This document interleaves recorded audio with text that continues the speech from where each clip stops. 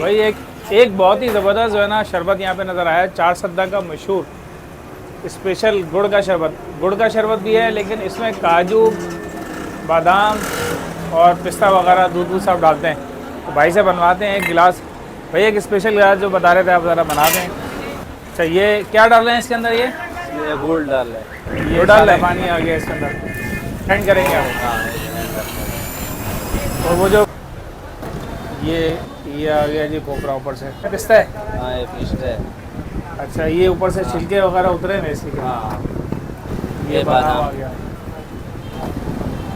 और ये ऊपर से रूह अफ़ज़ा। ओह हो, वाह भाई ज़बरदस्त भाई। ये इतना बड़ा गिलास, इसकी कॉस्ट क्या है, कितने का है ये? 100 का है। ये 100 रुपये का भाई। ये देख रहे हैं स्पेशल किस्म का गिलास है, बहुत ही स्पेशल किस्म का गिलास इन्होंने बनाया है। 100